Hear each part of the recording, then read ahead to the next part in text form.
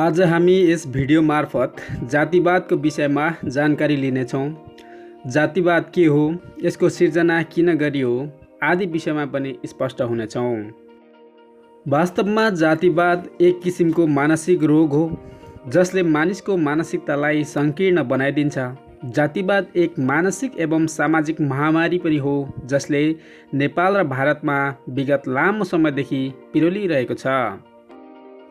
जातिवाद रङ्गभेद र वर्णभेद जस्तै विदेशी साम्राज्यवादीहरूद्वारा मूलवासीहरूमाथि जबरजस्ती लादिने घृणित, असमान र अमानवीय सामाजिक व्यवस्था हो जसलाई हिन्दूवाद अथवा बाहुनवाद पनि भन्ने गरिन्छ।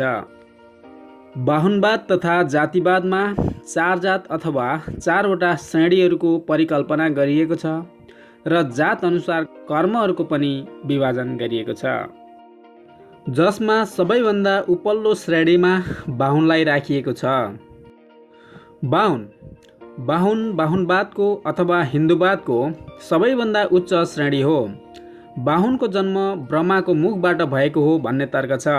बाहुनवादी तर्क अनुसार शिक्षा ग्रहण गर्ने अधिकार केवल बाहुनलाई मात्र हुन्छ। बाहुनको कर्म पढाइ लेखाइ गर्ने, यज्ञ गर्ने र दान बटुल्ने हो। बाहुनको कर्म राजालाई सुझाव दिने र निर्देशन गर्ने पनि हो, किनकि ऊ जन्मले बाहुन हो। र दोस्रो श्रेणीमा रहेको छ क्षेत्री। क्षेत्री जाति व्यवस्थाको दोस्रो श्रेणी हो जसको जन्म बाहुनको पाखुराबाट भएको हो भन्ने बाहुनवादी तर्क छ। क्षेत्रीको काम बहादुरी देखाउने, सैनिक हुने, युद्ध लड्ने र बाहुनको रक्षा गर्ने र राजा बन्ने भन्ने छ, किनकि ऊ जन्मले क्षेत्री हो। र अर्को रहेको छ वैश्य। वैश्य जाति व्यवस्थाको तेस्रो श्रेणी हो जसको कर्म जमिनदार हुनु, व्यापार व्यवसाय गर्नु र नाफा कमाउनु हो, किनकि ऊ वैश्य हो भन्ने बाहुनवादी तर्क छ। र अर्को रहेको छ शूद्र। शूद्र जाति व्यवस्थाको सबैभन्दा तल्लो श्रेणी हो जसको एकमात्र कर्म निस्वार्थ भएर बाहुनको सेवा गर्नु हो। र चार जातभन्दा बाहिर अर्को श्रेणीको पनि परिकल्पना गरिएको छ जसलाई अतिशूद्र भन्ने गरिन्छ, जसलाई दलित, अछुत आदि भनेर पनि बाहुनवादी विचारधारा अन्तर्गत परिभाषा गर्ने गरेको पाइन्छ। अतिशूद्रलाई जात नभनेर जाति भन्ने गरिन्छ, जस्तै जनजाति, जसको जन्म बाहुनको पाइतालाबाट भएको हो भन्ने बाहुनवादी तर्क छ। ठ्याक्कै भन्नुपर्दा जातिवादको बनावट चार तल्ले भवनको रूपमा रहेको हुन्छ, जसमा माथि उक्लनको लागि न सिडी हुन्छ न बाहिर निस्कनको लागि झ्याल वा ढोका नै। जो जुन श्रेणीमा जन्मिएको हो उसले त्यही श्रेणीमा मर्नुपर्ने हुन्छ। भन्नुको अर्थ क्षेत्री जतिसुकै योग्य वा दक्ष भए पनि ऊ बाहुन बन्न सक्दैन, या त शूद्र जतिसुकै योग्य वा दक्ष भए पनि ऊ वैश्य, क्षेत्री वा बाहुन बन्न सक्दैन। यस्तो कठोर व्यवस्थालाई हामी जातिवाद, हिन्दूवाद वा बाहुनवाद भन्ने गर्दछौँ। जातिवादमा दुई जात कहिल्यै पनि समान हुन सक्दैन। बाहुनवादले समानता र लोकतन्त्रको पूर्ण रूपमा अवहेलना गर्दछ। बाहुनवादको परिकल्पना राजतन्त्रमा मात्र सम्भव हुने देखिन्छ। वास्तवमा भन्नुपर्दा जातिवाद त्यो सङ्कीर्ण बाहुनवादी विचारधारा हो जसले आफ्नो जातलाई मात्र प्राथमिकतामा राखेको हुन्छ र महत्त्व दिएको हुन्छ। जातिवाद विशेष रूपमा बाहुनहरूको सर्वोच्चतालाई जोगाइ राख्नको लागि निर्माण गरिएको संरचना हो। यो व्यवस्थाले फुटाउ र राजगरकै नीतिलाई अवलम्बन गरेको देखिन्छ। यस्तो किसिमको असमान र असामाजिक व्यवस्था कसरी लागू भए त? यस्तो किसिमको कठोर वा असामाजिक व्यवस्था कसैले पनि सहज रूपमा स्वीकार्न सक्दैन, तसर्थ यसलाई साम्राज्यवादीहरूद्वारा जबरजस्ती र बल मिच्याइपूर्वक लादिएको हुन्छ।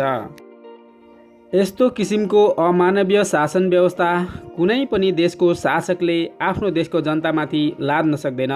उदाहरणको लागि ब्रिटिस सरकारले आफू शासन सत्तामा टिकिराख्न यस्तो अमर्यादित व्यवस्था आफ्नो देशमा लादेनन्, तर अफ्रिकामा आफ्नो साम्राज्य विस्तार गरेसँगै रङ्गभेदी नीति लागू गरे।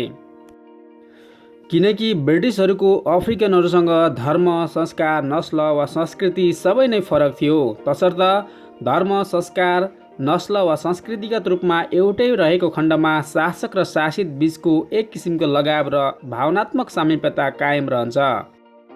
भारतमा आर्यहरूको प्रवेश पूर्व जाति प्रथा थिएन।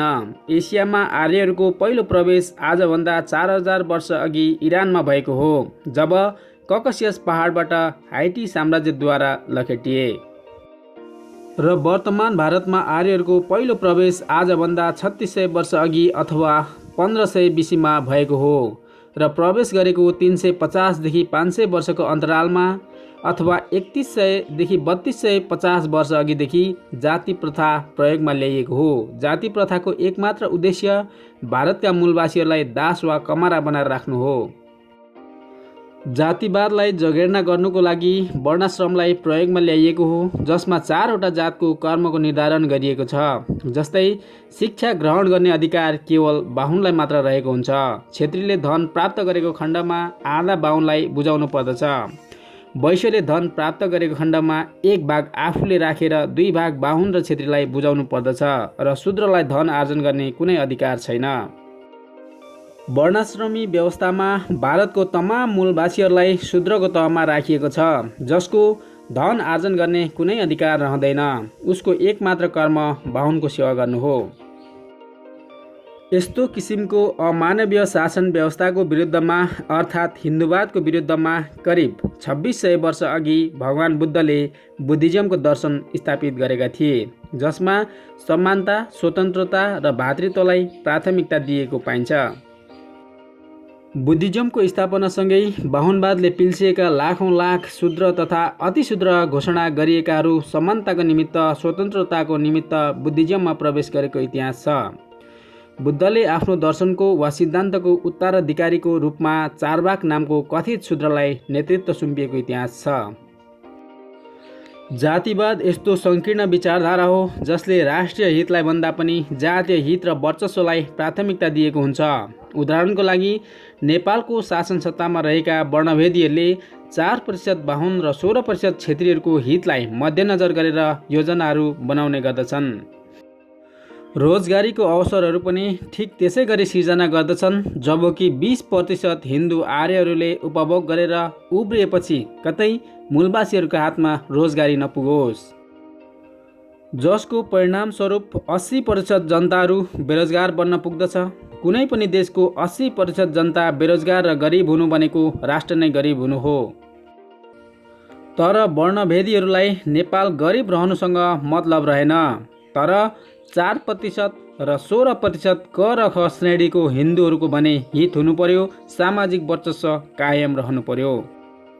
ऐतिहासिक तथ्यमा जाने हो भने विदेशी साम्राज्यवादी हिन्दू आर्यहरूको तीव्र विरोध गर्ने मूलवासीहरूलाई पराजित गरिसकेपछि, अर्थात् साम्राज्यवादीहरूको अघि आत्मसमर्पण नगर्नेहरूलाई सजाय स्वरूप दलित वा अछुत घोषित गरिएको इतिहास छ। नेपालमा पनि पृथ्वीनारायण शाहले मकवानपुर राज्यमा आक्रमण गरेर विजय प्राप्त गरिसकेपछि दिग्वर्धन सेनको सेनालाई वर्णाश्रमी व्यवस्था अनुरूप अतिशूद्र अथवा अछुत घोषित गरिदिएका थिए। तत्पश्चात उनीहरूलाई चरम सजाय स्वरूप पृथ्वीनारायण शाहको सेनाको हतियार बनाउनेलाई कामी, लत्ता कपडा सिउनेलाई दर्जी, जुत्ता सिउनेलाई सार्की घोषणा गरिदिएको इतिहास छ। जातिवाद यति धेरै सङ्कीर्ण र रोगी मानसिकता हुन्छ कि बाहुन वा क्षेत्री शासकहरूले कामी, दमाई, सार्कीको सिप, कला, क्षमता र दक्षतालाई कहिल्यै पनि गर्वका साथ स्वीकार गर्न सक्दैनन्। तसर्थ उनीहरूको सिप र कलालाई कहिल्यै पनि राष्ट्रियकरण गरिएन, जसको परिणामस्वरूप नेपालमा सियो पनि उत्पादन हुन सकेन। उनीहरूको सिप र कलाको कदर यसकारण गरिएन कि उनीहरू जातीय रूपमा अतिशूद्र थिए, बरु आफ्नै पाखण्डलाई श्रेष्ठ ठानियो, जसले देशलाई एकरत्ती योगदान गर्न सकेन। वर्तमान समयमा पनि नेपालमा बाहुनवाद वा हिन्दूवादको प्रभाव अन्त्य भएको छैन। उदाहरणको लागि नेपालको 77 जिल्लाको सिडिओलाई हेर्न सकिन्छ, मन्त्रीमण्डललाई हेर्न सकिन्छ, रोजगारीको क्षेत्रहरूमा निहाल्न सकिन्छ। आखिर नेपालमा जातिवादको अन्त्य किन हुन सकेन त? किनकि शासन सत्तामा तिनै पहिलो र दोस्रो श्रेणीको हिन्दूहरू विराजमान छन् र उनीहरूले जातिवादलाई किन समाप्त पार्न चाहँदैनन् त? किनकि उनीहरूलाई जातिवादकै कारण राजनीतिक र आर्थिक लाभ तथा सर्वोच्चता प्राप्त भइरहेको हुन्छ। जातिवादकै कारण एउटा जातले अर्को जातलाई तुच्छ देख्नु, एउटा जातले अर्को जातलाई उच्च देख्नु र त्यस्तै किसिमको व्यवहार र नीति अवलम्बन गर्नुले मुलुकलाई अन्धकारतर्फ डोर्याइरहेको छ। जातिवाद अथवा बाहुनवादकै कारण राणा शासनको विरोध गर्दा दशरथ चन्द, गङ्गालाल, शुक्रराज र धर्मभक्त माथेमा यी चारैजना मूलवासी नेवारहरूलाई मृत्युदण्ड दिइयो। तर सँगैको टङ्कप्रसाद आचार्यलाई जेलनेल भयो, कपाल मुण्डन गरियो र पछि जेलबाट निकालियो र प्रधानमन्त्री बनाइयो। जातिवादकै कारण चारजना नेवारहरूको ज्यान गयो भने एकजना बाहुनको प्रधानमन्त्री बन्ने बाटो खुल्ला भयो। तर टङ्कप्रसाद आचार्य बाहुनले नेपाललाई के दियो? बरु टङ्कप्रसाद आचार्यभन्दा धेरै विवेकशील भएकै कारण पो नेवारहरूलाई मृत्युदण्ड दिइएको थियो कि? देशको लागि ज्यान दिन बलिदान हुन तत्पर रहने ती नेवारहरू बाँच्न पाएको भए नेपालमा आमूल परिवर्तन पो ल्याउँथ्यो कि? टङ्कप्रसाद आचार्यलाई मृत्युदण्ड यसकारण दिएन कि हिन्दूवाद वा जातिवादमा राजाले पनि बाहुनलाई मृत्युदण्ड दिने अधिकार छैन।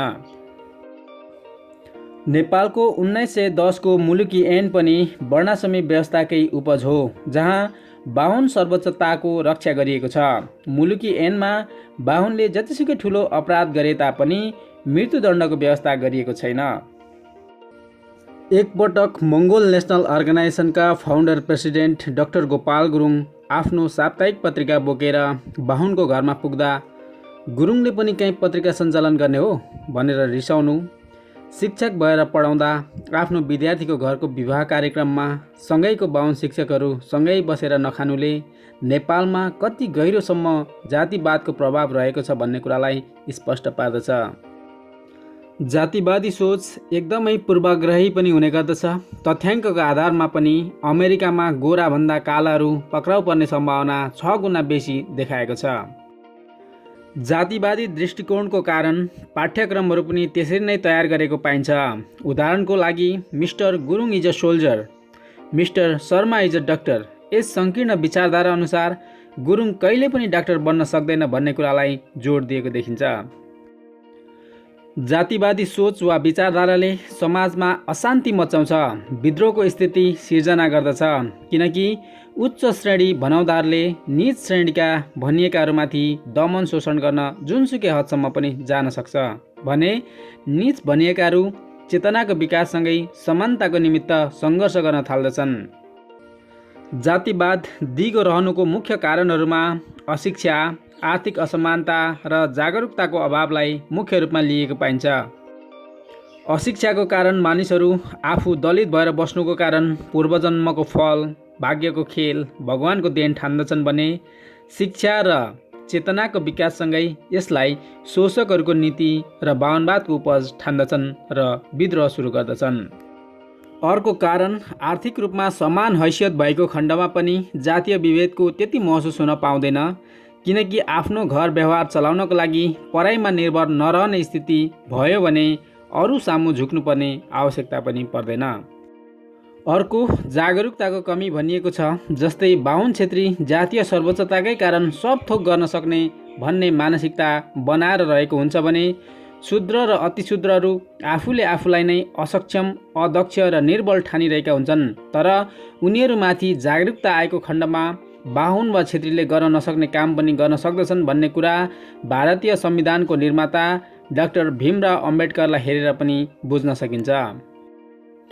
भीमराव अम्बेडकर कथित दलित समुदायकै भएको कारण अरू बेन्चमा बसेर पढिरहँदा आफूले बोरा ओछ्याएर ढोकामा उभिएर शिक्षा ग्रहण गरेको भन्ने बुझिन्छ।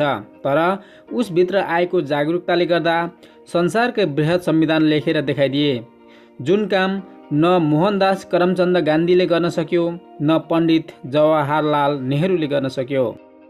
जातिवाद वा वर्णाश्रमी व्यवस्थालाई दरिलो पार्न मनुस्मृतिको ठुलो भूमिका देखिन्छ, जसमा बाहुनले आफ्नो सर्वोच्चता कायम राख्न छेत्री वा राजालाई कठोर निर्देशन दिएको पाइन्छ।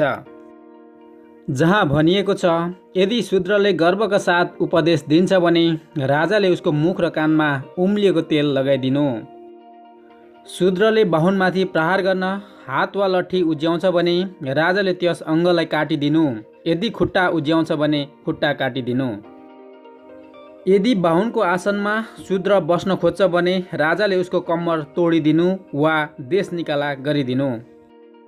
यदि शूद्रले बाहुनलाई थुकेर अपमान गर्दछ भने राजाले उसको दुवै ओठ काटिदिनु। यदि शूद्रले बाहुनको अघि पिसाब गरेर अपमान गर्दछ भने राजाले उसको लिङ्ग काटिदिनु। अघि पनि भने नेपालको मुलुकी ऐन 1910 पनि वर्णाश्रमी व्यवस्थाकै एउटा रूप हो, जसमा बाहुनलाई मृत्युदण्डको व्यवस्था छैन भने गैर ब्राह्मणमा मृत्युदण्डको व्यवस्था गरिएको छ। नेपाल र भारत दुवै देशमा बाहुन अल्पसङ्ख्यक हो। नेपालमा बाहुन 4% र क्षेत्री 16% हो। अब भन्नुहोस्, 4% बाहुनले 16% र 80% गरी 96%लाई कसरी 5 शताब्दी लामो समयदेखि नेतृत्व वा शासन गरिरहेका होलान्? त्यसको एउटै मात्र कारण हो, जाति प्रथा वा वर्णाश्रमी व्यवस्था। जाति प्रथाकै कारण बाहुन आफू मुनिको सबै जातहरूको दिमागमा गोबर भरिदिन्छ, ताकि क्षेत्रीले आफ्नो पाइताला मुनि 80% मङ्गोलहरूको टाउको देख्दछ र आफ्नो टाउको माथि रहेको 4% बाहुनको पाइतालालाई व्यवस्था गर्दछ। एवं रीतले सबैभन्दा मुनिको शूद्र तथा अतिशूद्रले भोग्नु परेको शोषण भगवानकै पालादेखि चल्दै आएको कुरा उनीहरूको दिमागमा भरिदिएको हुन्छ। तसर्थ अत्याचारीहरूको अत्याचारले पनि थप प्रश्रय पाउँदै जान्छ। अरुण बरालको बाहुनवाद पुस्तकमा पनि लेखिएको छ, बाहुनहरू हलो जोत्दैनन्थे, श्रम गर्दैनन्थे। उनीहरूको जीविकोपार्जनको माध्यम भनेकै अरूको श्रम शोषण हो। वर्णाश्रमी व्यवस्थामा 4% बाहुनले गर्ने कर्मकाण्डमा अरूहरूको प्रवेशलाई निषेध गरेको छ। तसर्थ प्रतिस्पर्धालाई रोक्नको लागि पनि जातिवादलाई जीवित राखिएको पाइन्छ। बाहुनवादको अन्त्यको लागि सबैभन्दा महत्त्वपूर्ण कुरा हो लोकतन्त्र, जहाँ खुल्ला प्रतिस्पर्धा हुने गर्दछ। कुनै पनि जात शुद्धता र अशुद्धता, दक्ष र अदक्ष, सक्षम र असक्षमको प्रमाणपत्र हुनै सक्दैन। कुनै समयमा बाहुनवादले राक्षस, डायन, असुर, मतवाली, किराती, शूद्र र अतिशूद्र भनेकाहरूलाई वर्तमान समयमा जनजातिको रूपमा परिभाषित गरिँदैछ। जाति प्रथा हिन्दुवादमा मात्र हुने भएकोले हामी जाति प्रथा मात्रै नभएर जाति प्रथाको जड मानिएको हिन्दुवादलाई नै परित्याग गर्न चाहन्छौँ र मङ्गोलवादमा प्रवेश गर्न चाहन्छौँ, जहाँ जन्मको आधारमा न कोही भन्दा उच्च हुन्छ, न कोही भन्दा नीच हुन्छ। हामी प्रकृतिको सिद्धान्तमा, मानवतामा रमाउन चाहन्छौँ।